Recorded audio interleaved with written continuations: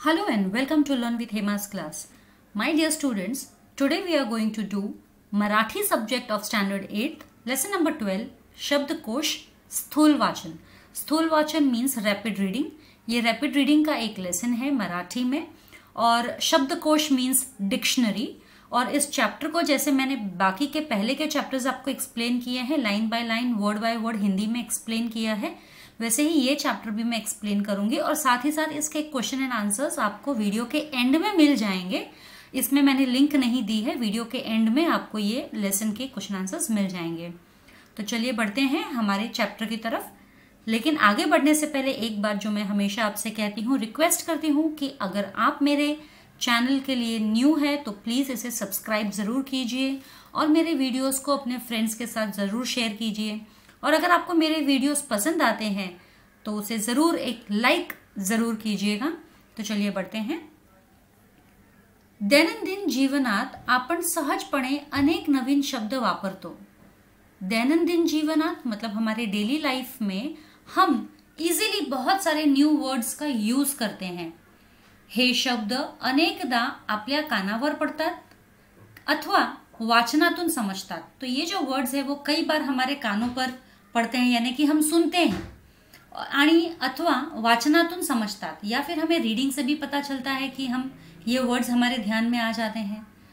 संदर्भानुसार आपण त्यांचे अर्थ लावतो. संदर्भ that is meaning to the context है ना. अकॉर्डिंग टू द कॉन्टेक्स्ट हम कई बार ऐसे वर्ड्स होते हैं कि वो सेंटेंस में आने के बाद ही हम उसका प्रॉपर मीनिंग बता पाते हैं, क्योंकि कई वर्ड जो है एक ही वर्ड के अलग अलग मीनिंग होते हैं. फॉर एग्जाम्पल अगर मैं बोलूं आपको डिजर्ट, डिजर्ट स्पेलिंग सेम है DESERT, लेकिन एक डेजर्ट अगर मैं बोलती हूं तो वो डेजर्ट होता है रेगिस्तान, और एक डेजर्ट अगर मैं बोलती हूं तो वो होता है मीठा. तो मीठा खाना. तो एक ही वर्ड के हमारे अलग अलग मीनिंग हो सकते हैं. For example fair, FAIR fair, अगर मैं इंग्लिश में वर्ड यूज करूं तो एक फेयर का मीनिंग होता है गोरा होना, एक फेयर का मीनिंग होता है जस्ट, है ना. हम किसी को जस्टिफाई करते हैं, बोलते हैं दैट्स नॉट फेयर, ये सही बात नहीं है.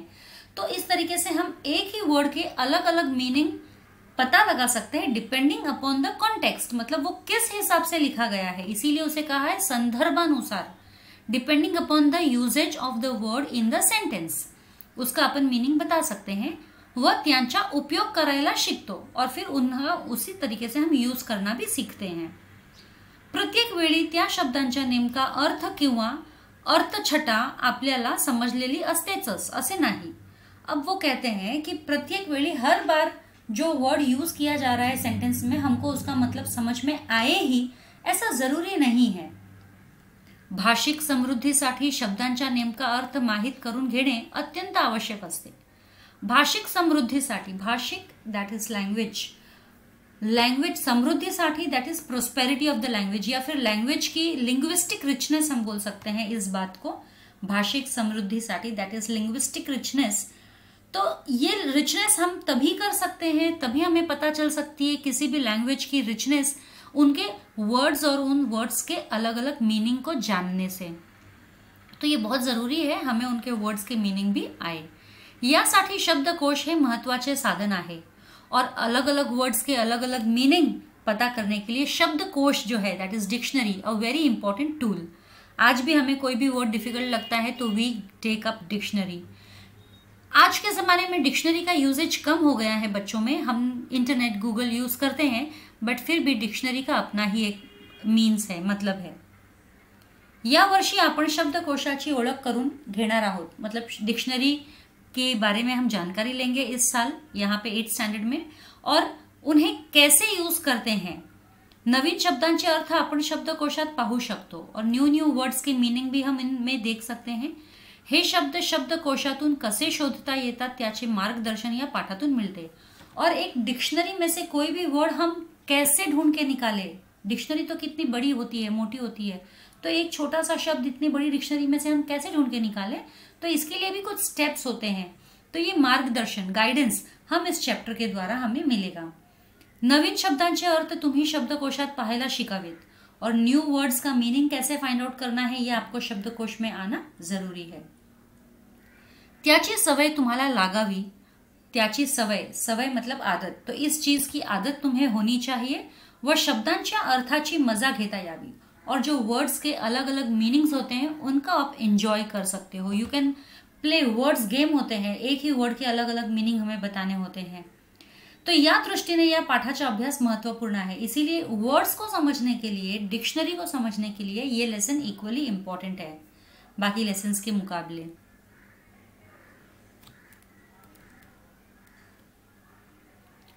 शाळेच्या मधल्या सुट्टीमध्ये नेहा व सायली या दोन मैत्रिणीमध्ये हा संवाद।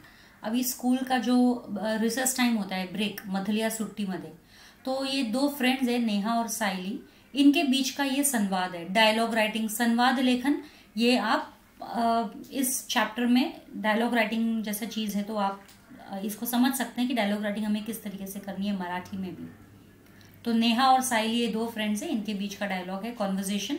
नेहा, सायली, स्वातंत्र्य दिन, प्रजासत्ताक दिन या शब्दांमधील दिन शब्दाचा अर्थ दिवस असा आहे, हो ना ग? तो नेहा जो है सायली से पूछती है कि स्वातंत्र्य दिन यानी इंडिपेंडेंस डे, प्रजासत्ताक दिन मतलब रिपब्लिक डे।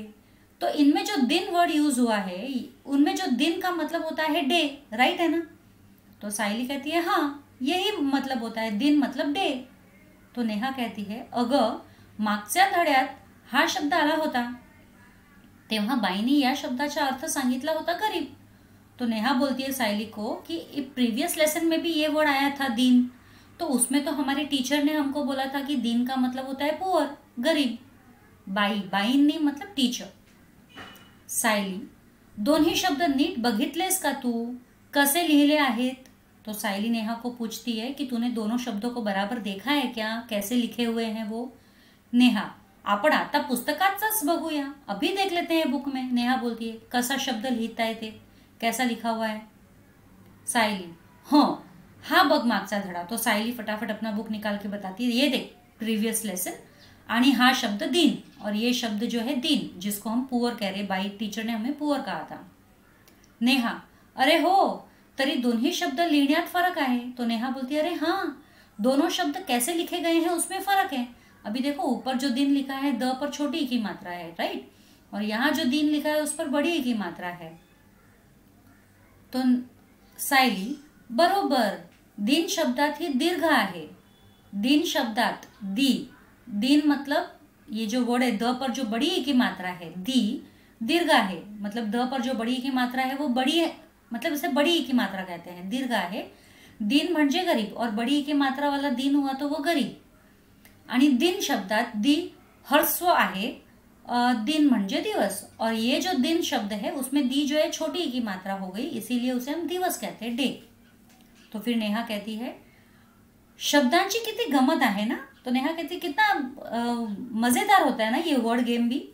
अक्षरांवर वर साम्य आहे, अक्षरांत वर साम्य आहे, मतलब जो वर्ड्स हमें दिखते हैं, लेटर्स हमें दिखते हैं, वो ऑलमोस्ट हमें सेम दिखते हैं, वर ऑलमोस्ट, ऊपर से देखने पर हमें वो सेम दिखते हैं, साम्य है ना, सिमिलर, साम्य इज सिमिलर। पण लेखनातल्या फरकामुळे अर्थात केवढा फरक। लेकिन जब लिखने का स्टाइल हम देखते हैं, तो लिखने के स्टाइल अगर चेंज हो जाती है तो उनके मीनिंग में कितना डिफरेंस हो जाता है। सायली, आपण दोघी जणी असे नवीन शब्द आणि त्याचे विविध अर्थ रोज समझून घेऊया। तो सायली कहती है कि क्यों ना अपन दोनों जन ऐसे रोज नए नए वर्ड्स ढूंढ के निकाले और उनके मतलब निकाले ढूंढ के। नेहा, अगं पण कसे, आपल्याला सारखे आपल्या बाईकडे जावे लागेल असं विचारायला? तो नेहा बोलती है कि अरे कैसे होगा पॉसिबल, बार बार अपने को हमारी टीचर के पास जाना पड़ेगा नए वर्ड का मीनिंग ढूंढने के लिए। सायली, अगं नाही, मला माहित आहे त्याची गंमत। तो बोलती है अरे बिल्कुल नहीं, हमें कोई टीचर के पास जाने की जरूरत नहीं है, मुझे पता है इसकी मजा क्या है, शब्दांचे अर्थ आपले आपण कसे शोधायचे ते मी तुला दाखवते। तो वो कहती है कि अपन जो वर्ड्स ढूंढेंगे, नए नए वर्ड्स, और उनका मतलब हम ही खुद कैसे निकालेंगे, पता लगाएंगे, वो मैं तुझे बताऊंगी। तो अगर आप भी जानते हो ये बात कि वो कैसे ढूंढ के निकालेंगे नए नए वर्ड्स का मीनिंग विदाउट टीचर्स हेल्प, तो वो है गूगल, इंटरनेट और डिक्शनरी। लेकिन यहाँ पर गूगल या इंटरनेट की बात नहीं हो रही है, यहाँ पर सिर्फ और सिर्फ डिक्शनरी की बात हो रही है, जो कि एक बुक है, फिजिकल। सायली आणि नेहा यांच्याप्रमाणेच शब्दांचे अर्थ शोधण्याचा आनंद तुम्ही घ्यायला हवा आहे. तो जैसे सायली और नेहा वर्ड्स का मीनिंग ढूंढेगी और उसके मजे लेगी अलग अलग वर्ड्स को देखने के, तो वही मजा तुम भी ले सकते हो. You can also take. त्यासाठी तुम्ही या पाठातून शब्दकोश म्हणजे काय, त्याची रचना, तो कसा पाहावा याबाबत माहित करून घेणार आहात. तो इसीलिए हम जो ये चैप्टर पढ़ने वाले हैं उसमें हम क्या क्या करने वाले हैं कि शब्दकोश म्हणजे काय, that means dictionary means what, त्याची रचना, रचना इज स्ट्रक्चर, वो किस तरीके से बनाया गया है, तो कसा पाहावा, उसे कैसे देखना है, डिक्शनरी में वर्ड्स को कैसे ढूंढना है याबाबत माहिती करून घेणार आहोत. शब्दकोश म्हणजे काय, त्याची उद्दिष्टे, तो कसा पाहावा हे आपण समजून घेऊ. तो शब्दकोश म्हणजे काय, शब्दकोश यानी क्या होता है, डिक्शनरी मीन्स क्या होता है, उसके उद्दिष्टे, उद्दिष्टे में आप लिख सकते हो पर्पस क्या है, मोटो क्या है, एम, ऑब्जेक्टिव, उद्दिष्टे, उद्देश्य, एम, ऑब्जेक्टिव जो हम बोलते हैं. तो कसा पाहावा, ये कैसे हम देखते हैं, डिक्शनरी को देखें कैसे, ये सब हम समझ के लेने वाले हैं. मुलांनो, ज्या एका अक्षराने किंवा अक्षर समूहाने एखादी वस्तू, विचार, कल्पना, भाव, गुण किंवा क्रिया इत्यादींचा अर्थ व्यक्त केला जातो त्या अक्षरास किंवा अक्षर समूहास शब्द असे म्हणतात. अब देखो बहुत इंपॉर्टेंट चीज है, ये समझ में आती है कि जैसे बोलते हैं स्टूडेंट्स, जिस अक्षर, अक्षर मीन्स लेटर, अल्फाबेट्स होते हैं ना हमारे ABCD, वैसे ही हिंदी और मराठी में व्यंजन होते हैं, स्वर और व्यंजन, क ख ग घ ढ, ये व्यंजन हो गए, स्वर अ आ इ ई. तो वैसे और किंवा अक्षर समूहाने, और अक्षर समूह यानी अ ग्रुप ऑफ लेटर्स जो कि वर्ड बनते हैं एखादी, और जिन वर्ड से, लेटर्स से या ग्रुप ऑफ लेटर्स से हमें कोई चीज, वस्तु यानी ऑब्जेक्ट, विचार, विचार यानी थॉट, कल्पना, कल्पना मीन्स आइडिया, भाव, भाव इज फीलिंग्स, गुण, गुण मीन्स हमारी क्वालिटी, किंवा क्रिया, क्रिया इज एक्शंस. तो ये सारी चीजें अगर इनमें से कुछ भी हमें पता चलता है किसी भी ग्रुप ऑफ लेटर्स से, इत्यादींचा अर्थ व्यक्त केला जातो और उससे कुछ हमें मीनिंग पता चलता है कि उसका मतलब क्या है, तो त्या अक्षरास किंवा अक्षर समूहास शब्द असे म्हणतात. तो उस अक्षर को, उस लेटर को या उस ग्रुप ऑफ लेटर को हम शब्द कहते हैं, दैट इज वर्ड. कोश म्हणजे संग्रह, संग्रह इज कलेक्शन. तो कोश का मतलब क्या होता है, कलेक्शन, संग्रह. तर शब्दकोश म्हणजे शब्द संग्रह. तो शब्दकोश मतलब यानी कि वर्ड्स का कलेक्शन है ना, शब्द मीन्स वर्ड, वर्ड का कलेक्शन होय. तो what is dictionary, actually dictionary is the collection of words. हा झाला शब्दकोश शब्दांचा वाचार्थ. वाचार्थ मतलब लिटरल मीनिंग. जब हम इसका मीनिंग पढ़ते हैं तो इस तरीके से पढ़ेंगे कि कोश म्हणजे संग्रह, तर शब्दकोश म्हणजे शब्द संग्रह. ये शब्दकोश का मीनिंग यहाँ पे दिया है. वाच्यार्थ मतलब लिटरल मीनिंग, जो रीडिंग मीनिंग हम बताते हैं. पण विकसित भाषात शब्दग्रह आणि शब्दकोश यांच्या स्वरूपात थोड़ा फरक आहे. लेकिन विकसित भाषात यानी कि डेवलप्ड लैंग्वेज में अगर हम बात करें तो डिक्शनरी, दिस इज शब्दग्रह यानी कि डिक्शनरी या वोकैब्युलरी हम बोल सकते हैं, आणि शब्दकोश और वोकैब्युलरी ये दोनों ही वोकैब्युलरी है. शब्दकोश संग्रह, this words means they are vocabulary, a kind of vocabulary only. तो इनमें सभी में थोड़ा सा इनके स्वरूप में इन द सेंस इनके मीनिंग्स में थोड़ा थोड़ा डिफरेंस हमें मिलेगा. तो इसीलिए कहते हैं कि शब्दकोश यानी कि डिक्शनरी जो है वो हमें एक ही साथ बहुत सारी चीजें एक वर्ड के बारे में बताती है. अगर आप कोई भी वर्ड ढूंढो तो उन सभी वर्ड्स के अंदर वो वर्ड कैसे बनाया हुआ है, उस वर्ड का फॉर्मेशन क्या है, प्रोनाउंसिएशन क्या है, उसका सोर्स क्या है, कहाँ से लिया है या कहाँ से आया है ये वर्ड. जैसे हम साइंस में कई वर्ड्स में करते हैं, this word has been derived from Latin. History में भी हमें कई सारे वर्ड्स होते हैं, मिलते हैं.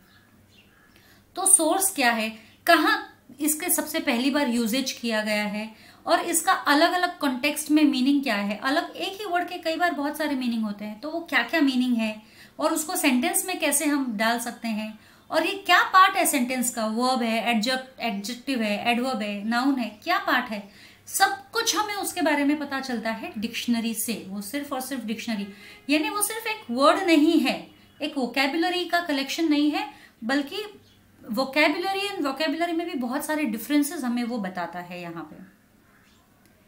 एखाद्या भाषेच्या विशिष्ट क्षेत्रातील मर्यादित शब्दांच्या संग्रहाला शब्दसंग्रह ग्लोसरी ऐसे म्हणतात। अभी देखो बहुत सिंपल चीज है, ये चीज आप समझ ले लो तो आपको पूरा चैप्टर समझ में आ जाएगा शब्दकोश और दोनों शब्दकोशों के बीच में। आप कोई भी सब्जेक्ट पढ़ते हो, लैंग्वेज पढ़ते हो, एक पर्टिकुलर चैप्टर आपने पढ़ा, चैप्टर लेसन पढ़ा या बुक पढ़ी है समझो, तो उसके अंदर एट द एंड आपको कुछ एक ग्लोसरी टाइप दिया रहता है। Glossary means difficult words used in this lesson, इस बुक में। ये हमारे चैप्टर्स में भी हम इंग्लिश में पढ़ते हैं। ओके, एखाद्या भाषेच्या विशिष्ट क्षेत्रातील मतलब एक स्पेशल सब्जेक्ट हम बोल सकते हैं, उसमें तो एक लिमिटेड वर्ड्स होते हैं। अभी एक ही लैंग्वेज में हम बहुत सारे, हम इंग्लिश है तो इंग्लिश में बहुत सारे सब्जेक्ट्स हैं, मराठी में बहुत सारे सब्जेक्ट्स हैं। तो एक ही भाषा में जो अलग अलग सब्जेक्ट वाइज बुक बनाई गई है, स्पेशल बुक्स बनाई गई है, तो उसके अंदर जो वर्ड्स है, जो लिमिटेड वर्ड्स हैं, और उन वर्ड्स के, डिफिकल्ट वर्ड्स के मीनिंग हमको एंड ऑफ द बुक या एंड ऑफ द लेसन हमें एज अ ग्लोसरी मिल जाता है, शब्द संग्रह एज अ ग्लोसरी मिल जाता है। तर त्या भाषेतील बहुतेक सर्व शब्दांचा संग्रह विशिष्ट रचना पद्धतीचा अवलंब करून दिला असल्यास त्याला शब्दकोश, डिक्शनरी ऐसे म्हणतात। लेकिन इसी भाषा के सभी वर्ड्स, ऑलमोस्ट सभी वर्ड्स जितने भी है, उन सभी का एक कलेक्शन करके विशिष्ट रचना पद्धतिचा, विशिष्ट मतलब एक स्पेशल स्ट्रक्चर, पैटर्न उसका बनाया जाता है और उस पैटर्न के हिसाब से इन वर्ड्स को लिखा जाता है, उनके मीनिंग्स के हिसाब से। तो ऐसे चीज को हम बोलते हैं शब्दकोश या डिक्शनरी। तो एक होता है, एक हम पर्टिकुलर चैप्टर में कुछ वर्ड्स है, डिफिकल्ट वर्ड्स है, वो हम at the end of the chapter as a glossary पढ़ते हैं। और एक होता है, एक उस लैंग्वेज से रिलेटेड सारे वर्ड्स, ऑलमोस्ट सारे वर्ड्स एक बुक में कंपाइल किया हुआ होना, उसे हम कहते हैं डिक्शनरी। तो ग्लोसरी एंड डिक्शनरी, ग्लोसरी भी शब्द संग्रह है और डिक्शनरी भी शब्द संग्रह है। ग्लोसरी सिर्फ इतना है कि वो सिर्फ उसी रिलेटेड बुक या रिलेटेड चैप्टर से आपको वर्ड्स, डिफिकल्ट वर्ड्स देगा, और डिक्शनरी मीन्स उस लैंग्वेज से रिलेटेड करीब करीब सारे वर्ड्स आपको वहां पे मिल जाएंगे। कोशात समाविष्ट केलेल्या शब्दांची रचना पद्धतशीरपणे केलेली असते। अब कोशात, कोश मतलब ये जो संग्रह है, उसमें जितने भी वर्ड्स है, डिक्शनरी के जितने भी वर्ड्स है, ये सब एक पर्टिकुलर पैटर्न के हिसाब से प्लेस किए गए हैं। संग्रहित केलेल्या शब्दांचा क्रम कोणत्या पद्धतीने लावला आहे ते कळते, तर कोणताही शब्द कोठे सहजतेने सापडले ते नक्की कळते। अब जो हमने संग्रहित किया है, जो वर्ड्स का हमने कलेक्शन लिया है, उसका अगर हमको एक प्रॉपर स्ट्रक्चर पता चल जाए ना कि किस पैटर्न से ये वर्ड्स को हमने रखा है, डिक्शनरी में प्लेसिंग दी है, वो एक बार समझ में आ गया तो आप कोई भी वर्ड आपको दे दोगे, एकदम सिंपली आप फटाफट वो ढूंढ पाओगे डिक्शनरी में से। अलीकडे सर्व भाषांतील कोशांतील शब्दांची योजना त्या भाषेच्या व्यवहारासाठी वापरल्या जाणाऱ्या लिपीतील वर्णाच्या क्रमाने केलेली असते।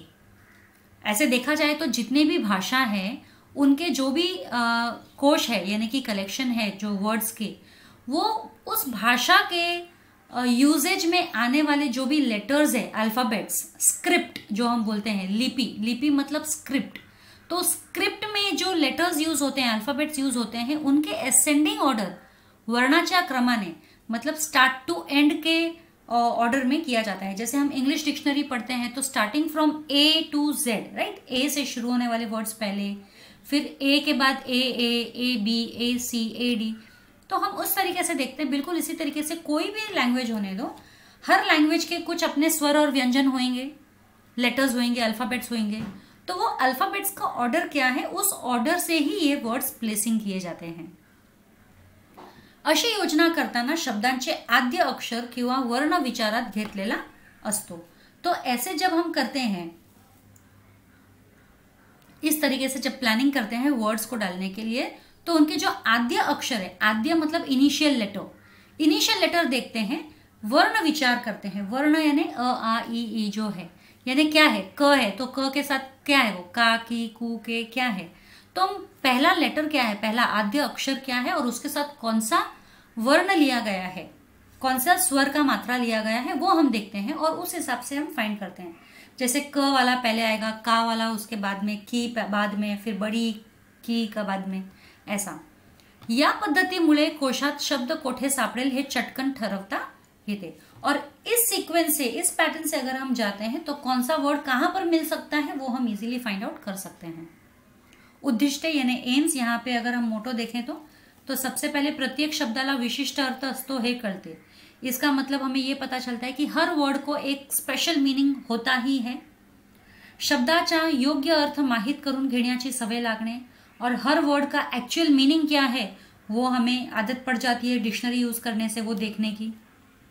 शब्दाच्या अर्थाच्या छटा समझने, ये जो है हमें इसका मीनिंग हम समझ सकते हैं कि किस कॉन्टेक्स्ट में यूज किया गया है। छटा समझने यानी मीनिंग समझना। शब्दकोश ही संकल्पना समझने, संकल्पना यानी कॉन्सेप्ट मैं बोल सकती हूँ। शब्दकोश का कॉन्सेप्ट क्या है वो समझता है। शब्दकोशाची गरज व महत्व लक्षात येणे, शब्दकोश कितना इंपॉर्टेंट है हमारे लिए, उसका कितना नीड है हमारे लाइफ में। गरज मतलब नीड और महत्व यानी इंपॉर्टेंस, लक्षात येणे। शब्दकोश हाताळता येणे और साथ साथ एक डिक्शनरी को हमें कैसे संभालना है, हैंडल विथ केयर। हाताळता टू हैंडल, किस तरीके से हमें करना चाहिए वो हमें समझ में आता है। काय असते शब्दकोशात, तो शब्दकोश में एक्चुअली होता क्या डिक्शनरी। सबसे पहला है शब्दांचा संग्रह, that is collection of words. शब्दांचे प्रमाण, उच्चार, that is pronunciation, proper pronunciation of the words. व्युत्पत्ति, व्युत्पत्ति means from where this word has come, that is from which source this word has come. जैसे मैं बोलती हूँ ना, लैटिन है, जर्मन है, this word has been derived from, तो कौन से सोर्स से आया है, दिस इज कॉल्ड व्युत्पत्ति। देन समानार्थी प्रतिशब्द, समानार्थी प्रतिशब्द दैट मीन्स सिनोनियम्स, क्या इसके रिलेटेड मीनिंग वाले वर्ड्स। संदर्भानुसार बदलणारे शब्दांचे अर्थ, that is meaning of the words according to the usage of the words in the context, मतलब किस सेंटेंस में किस तरीके से यूज किया गया है word, that is the word meaning changes according to the context.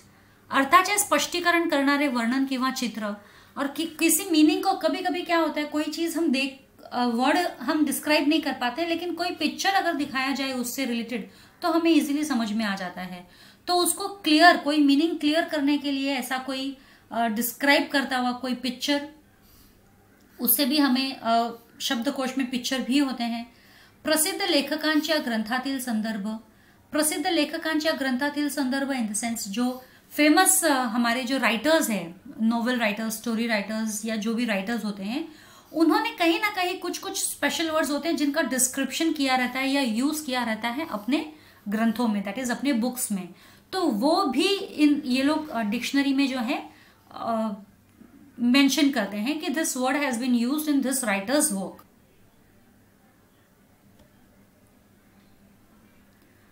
तो चलिए बढ़ते हैं, अब हम देखते हैं शब्दकोश कसा पाहावा।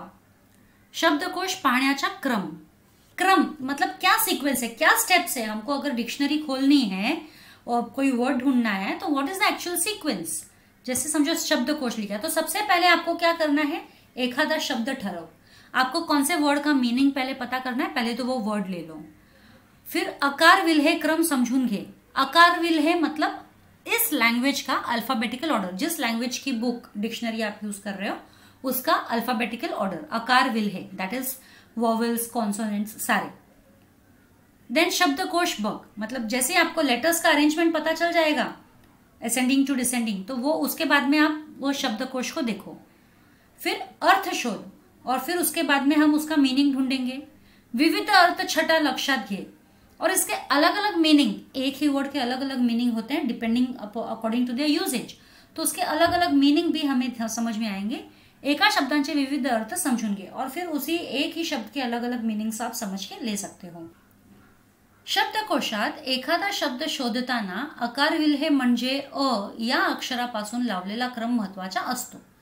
तो कोई भी वर्ड अगर आप शब्दकोश में कोई भी वर्ड ढूंढ रहे हो, उसका मतलब ढूंढ रहे हो, तो ये अक्षर अ अक्षर से आप उसका स्टार्टिंग से देखो, अ ए जो भी हमारे जिस लैंग्वेज में भी सबसे पहला अक्षर होता है वहां से ये शुरू होगा। चलो अगर हमें ढूंढना है तो यहाँ पे एक वर्ड का बताया गया है कि किस तरह से हम वर्ड्स ढूंढेंगे, कौन सा वर्ड पहले आता है। आपण वि भा नेमाडे यांच्या नव्या युगाचे गाणे या कवितेतील एक ओळीचे उदाहरण पाहूया। तो यहाँ पर एक नेमाडे नाम के पोएट की लिखी हुई एक कविता है नव्या युगाचे गाणे। इसका एक लाइन है, उसके वर्ड्स के बारे में अभी हम डिक्शनरी में देखेंगे कौन सा वर्ड कहाँ आता है। अणुरेणू तुनी शब्द प्रगटती, चला चला पुढती, विज्ञानाचा प्रकाश आला घडे दिव्य क्रांती। अभी ये पूरी लाइन है, ठीक है, यहां से यहां तक। आता समजा आपल्याला अणुरेणूतुनी प्रगटती, विज्ञान, प्रकाश, दिव्य आणि क्रांति ऐसे 6 शब्द शोधायचे आहेत। मतलब ये 6 वर्ड्स हमने इस लाइन में से ये 6 वर्ड्स हमने ले लिए हैं और इन वर्ड्स का हमें मीनिंग ढूंढना है। तो हम क्या करेंगे, कैसे ढूंढेंगे? तो सबसे पहली इंपॉर्टेंट चीज जो हमें पता करनी है वो है जितने भी प्रत्यय वगैरह हैं वो वर्ड से निकाल दो, यानी अफिक्सेस जितने भी हैं, यानी प्रीफिक्स अफिक्स कभी कभी वर्ड को बनाने के लिए हमें लगाने पड़ते हैं ना, तो वो जितने भी प्रीफिक्सेस या सफिक्सेस है वो हमें निकाल देना है। प्रत्यय मीन्स सफिक्स, तो वगळून यानी निकाल कर, सामान्य रूप वगळून मूळचा शब्द शोधायचा। सामान्य रूप मतलब सामान्य रूप भी निकाल दो उसका, और मूल शब्द यानी कि रूट वर्ड, हमें रूट वर्ड निकालना है। जैसे ये शब्द जो है अणुरेणू तुनी, तो या शब्दाला तुनी हा प्रत्यय वगळून, तो अणुरेणू मतलब एटम होता है, एंड अणुरेणू तुनी यानी एटॉमिक हम बोलते हैं। तो अणुरेणू तुनी, तो तुनी जो वर्ड है हमारा सफिक्स है वो हम निकाल देंगे। हा प्रत्यय वगळून मूळ शब्द शोधावा लागेल, तो इसका मूळ शब्द है अणुरेणू। फिर दूसरी महत्वाची गोष्ट म्हणजे क्रियापदाचा मूळ धातू शोधायचा असतो। क्रियापद अभी जैसे प्रगटती, ती जो है वापस से यहाँ पे प्रत्यय लगा हुआ है, प्रकटती या शब्दाचा प्रकट हा मूळ शब्द है ना, प्रकट है मूळ शब्द, इसका आपल्याला शोधावा लागेल। तो अब हमारे वर्ड्स हो गए अणुरेणु, प्रकट, विज्ञान, प्रकाश, दिव्य, क्रांति। ये हमारे 6 शब्द। बाकी ये देखो इन शब्दों में किसी में भी कोई प्रत्यय अलग से नहीं लगा हुआ है, खाली अणुरेणु और प्रकट इनमें ही था, तो वो हमने निकाल दिया। अभी वो निकाल दिए हमने सारे। तो अब इनको हमें असेंडिंग ऑर्डर ऑफ जो लेटर्स है उसमें हम अरेंज करेंगे वर्णमाला के अनुसार। वर्णमाला जैसे हमारा क, का, की वगैरह जो होती है वो। तो यांची पहिली अक्षरे कुठल्या क्रमाने येतात ते पाहू। तो पहला अक्षर हमारा किससे आता है वो हम देखते हैं। सबसे पहले तो अगर हम स्वर देखते हैं वर्णमाला में, स्वर व्यंजन में, तो स्वर जो हम देखते हैं वो स्वर हमारा हो गया अ से शुरू, तो अणुरेणू आता है सबसे पहले। आता अर्थातच स्वरापासून सुरू होणाऱ्या शब्दांचा क्रम आधी लागेल, है ना। सबसे पहले जो स्वर से शुरू होने वाले वर्ड्स होते हैं वो पहले आएंगे लिस्ट में। तो अणुरेणू या शब्द आधी लागेल, सबसे पहले अणुरेणू का हमें वर्ड मिलेगा। त्याचा पहिला क्रमांक यानंतर उरलेल्या 5 पैकी कुठलं अक्षर आधी येईल। तो अणुरेणू सबसे पहला है। अब ये जो बाकी के 5 है उनमें से पहला कौन सा आएगा? तो यात साहजिकच स्वरूपानंतर येणारे पहले व्यंजन क। अभी देखो अणुरेणु के बाद में तो यहाँ पे कोई भी हमारा स्वर नहीं है, अभी ये सारे जो है व्यंजन है। तो इन व्यंजन में सबसे पहला व्यंजन आने वाला है वो है क। दूसऱ्या क्रमांकाला येईल क्रांति, तो दूसरे नंबर में हमें मिलेगा क्रांति शब्द। नंतर क्रम येईल दिव्य और फिर उसके बाद में आएगा द, तो है ना द चा। मग येतील प्रकट आणि प्रकाश और फिर बाद में हम प्रकट और प्रकाश ये शब्द देखेंगे क्योंकि दोनों भी प्र से शुरू हो रहे हैं। सर्वात शेवटी येईल विज्ञान और सबसे लास्ट में आएगा व से शुरू होने वाला शब्द विज्ञान। आता प्रकट आणि प्रकाश यांत प्र नंतर कुठली अक्षरे येतील। अभी यहाँ तो 2 वर्ड हमारे सेम व्यंजन से शुरू हो रहे हैं, एक है प्रकट और एक है प्रकाश। तो हमें क्या करना रहता है, फिर दूसरा लेटर देखेंगे बिल्कुल उसी तरीके से जिस तरह से हम वर्ड्स को अल्फाबेटिकल ऑर्डर में लगाते हैं, बिल्कुल उसी तरीके से यहाँ पर भी हमें वर्ड्स को देखने हैं। प्रकट आणि प्रकाश, तो यात प्र नंतर कुठली अक्षरे येतात तर क, तो दोनों में क है, क और का। तो यहाँ देखो यहाँ है क और यहाँ है का, तो कौन सा पहले आता है? क पहले आता है ना, तो प्रकट पहले आएगा और प्रकाश बाद में आएगा। तो क आणि का यापैकी कोणाचा क्रम आधी लागेल? अर्थात क चा, क पहले आता है, तो म्हणून प्रकट आधी येईल आणि प्रकाश नंतर। आता अपना क्रम तैयार झाला, तो अब अपना जो ये लिस्ट जो है तैयार हो गया वर्ड्स का, वो है अणुरेणु, क्रांति, दिव्य, प्रकट, प्रकाश, विज्ञान। आहे ना सोपे, है ना इजी।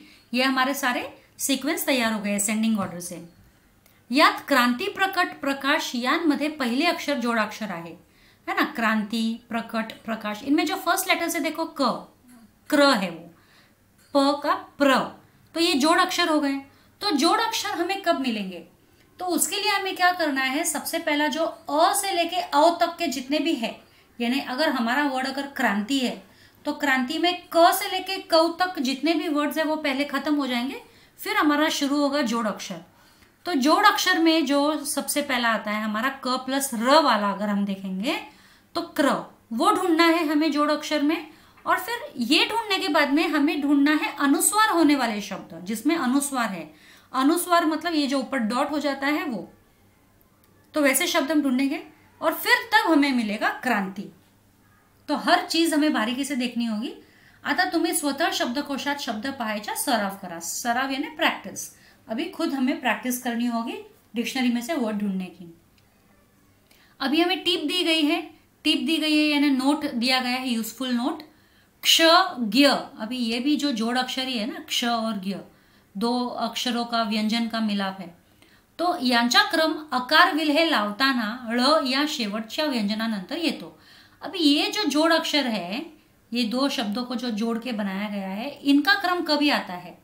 तो इनका क्रम आएगा जो लास्ट में जो कॉन्सोनेंट है एल, एल जो कॉन्सोनेंट है ळ इज एल, एल कॉन्सोनेंट के लास्ट में जो व्यंजन आते हैं बच जाते हैं, उसमें ये आपको क्ष और ज्ञ वाले शब्द मिलेंगे। शब्दकोश पाहण्याची हाताळण्याची सवय लागली की शब्दाचे अर्थ व मोल तुम्हाला कळेल। और अगर आपको डिक्शनरी देखने का, उसको केयर करने का अगर प्रैक्टिस हो गया तो आप किसी भी वर्ड का वैल्यू मीनिंग आसानी से ढूंढ सकते हो। योग्य जागी योग्य अर्थाचा शब्द तुम्ही वापरू शकाल, और योग्य जागी यानी कि प्रॉपर प्लेस पे आप प्रॉपर वर्ड को यूज कर सकते हो। संपर्क शब्द मांडणीच्या प्रवासात शब्दकोश हे अत्यंत महत्वाचे साधन आहे।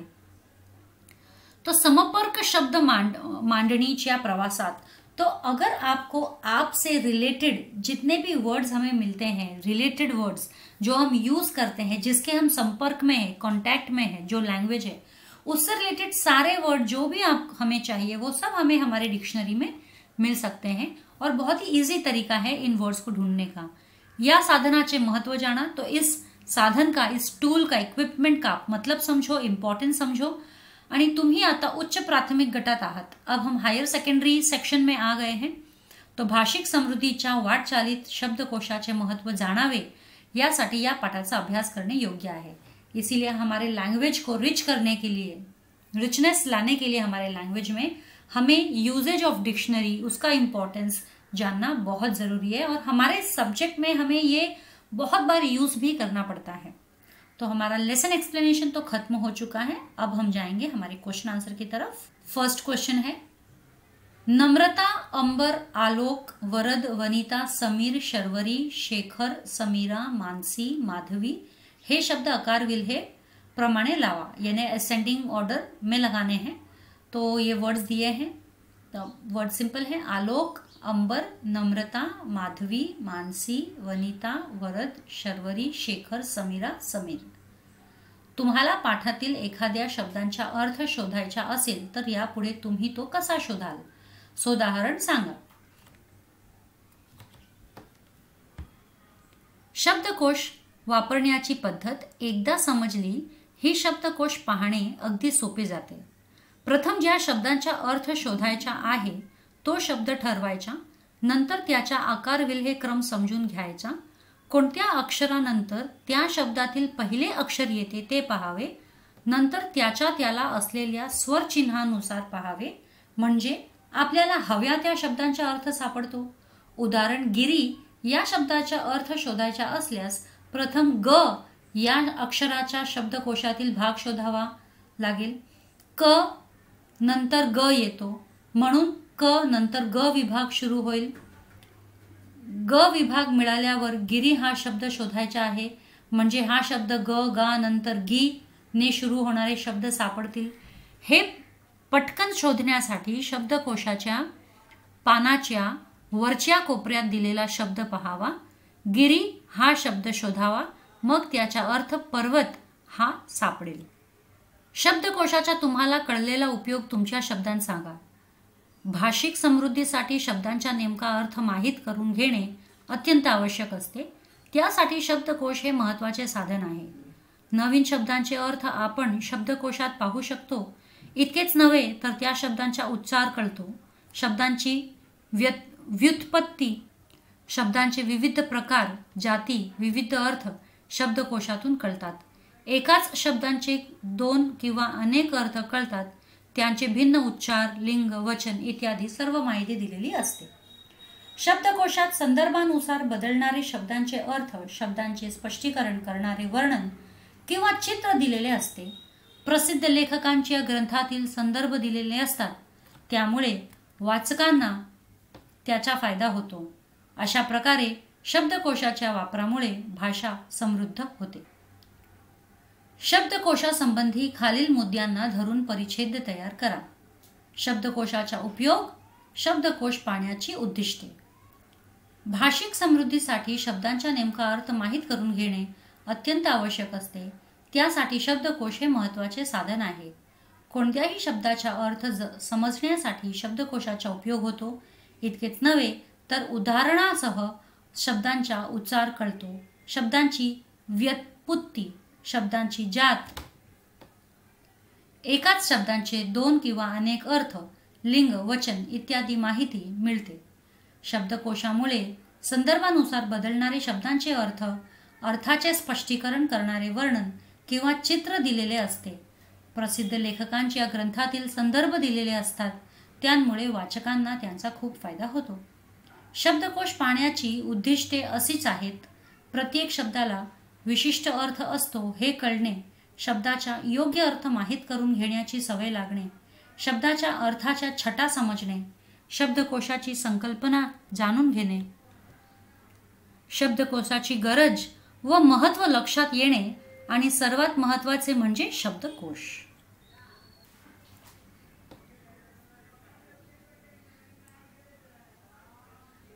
तो इसी के साथ हमारा ये चैप्टर खत्म होता है. मैं जानती हूँ लास्ट लाइन नहीं दिखाई दे रही है, लेकिन मैंने आपको ओरली बोला है तो that would help you out to find out the last line of the answer. आज के लिए इतना ही. जल्द ही मिलूंगी आपको मैं नए वीडियो के साथ में. तब तक के लिए stay tuned, stay safe, stay secure. Thank you.